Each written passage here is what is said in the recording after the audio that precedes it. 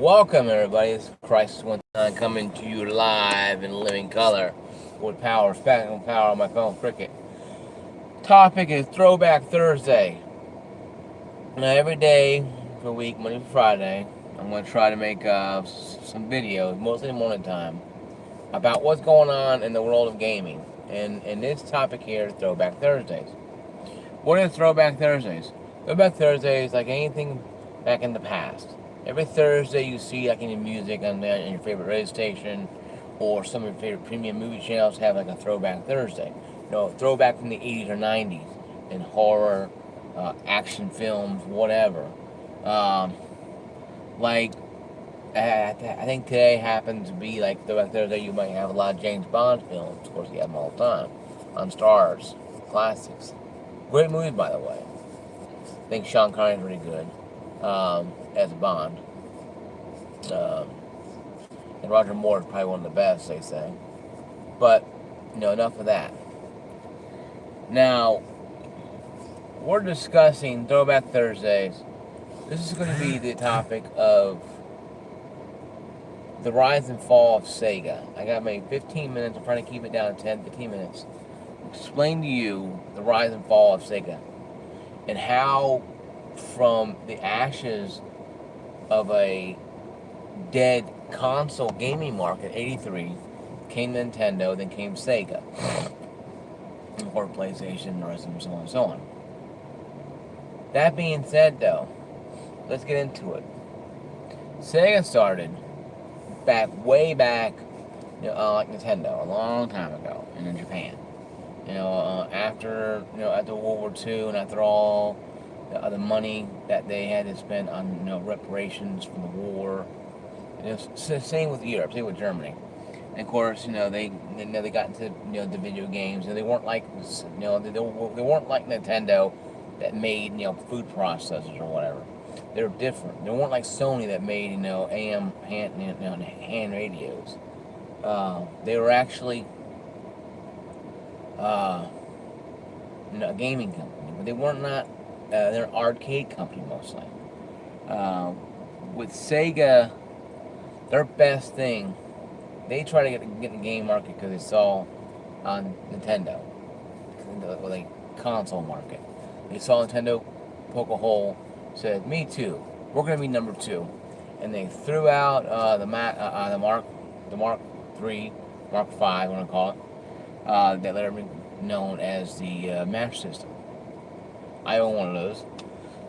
If you saw one, it's about this big. It looks like an Atari, but not Atari. It looks like it. It looks like the same design.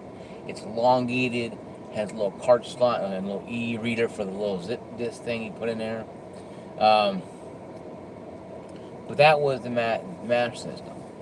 It was an 8-bit console, 8 bits, same as the NES.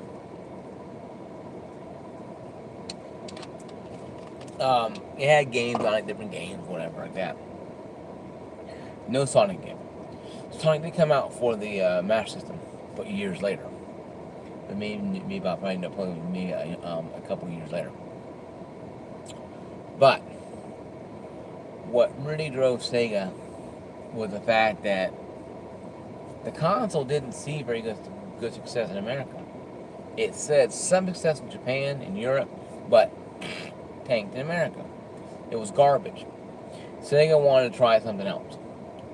So Sega America and Sega Japan came up with the idea of making a new console called the Mega Drive. A Mega Drive. Or we know as Sega Genesis. Genesis means new beginning. means the beginning. So, that being said, though, when that console came out in America, it explosion of popularity. The game was more popular. 16 bits, and the NES, so 8 bits. Kids who were getting older like myself, little scrubs like myself, wanted something different. Now, I didn't have a Genesis, I had Nintendo and Super Nintendo, but I had Master System. So, I understood what Sega was doing back then. They wanted to get into the market of gaming. They wanted to get into the game market. And I gotta fast forward because I don't have a lot of time to go into a 3.5 hour dissertation on what happened. But the Genesis was popular. Super Nintendo came out around 1991. They add the Sega CD on there to help value into the console because the console came out around 88, 89. It was known as an 80s console practically, but it had new 90s technology around it. So it's like taking an old TV and putting an HD converter box there to watch HD TV. You're taking something that's old and trying to make it look new by adding new things to it. Sega CD or Sega CD and the 32X. Those two together helped give more power to the Genesis in the last couple more years. They were milking up all they could because they knew that the Genesis was popular, number one.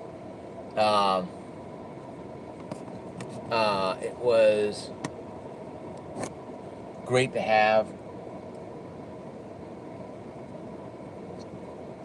Sorry, guys.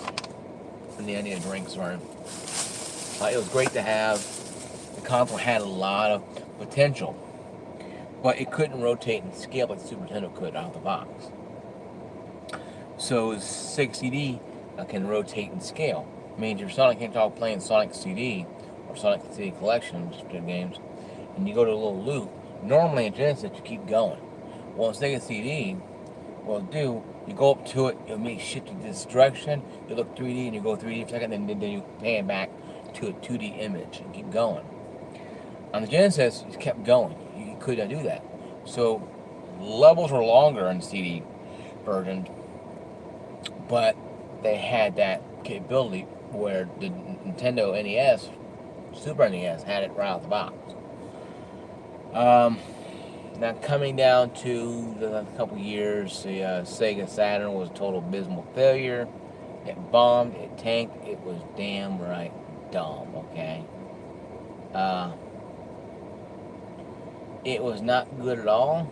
It stunk, more or less. Just say it stunk. It was not a good console.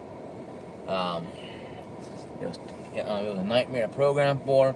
They rushed it out in summer of 1995, 96 to ward off any kind of thing from the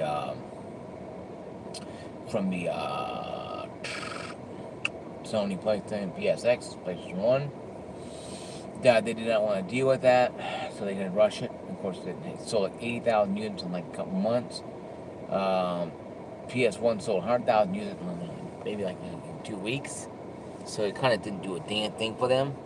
But I pissed off a lot of damn freaking developers that said, you know what, we're done with you, Sega. We're not going to do it with Dreamcast.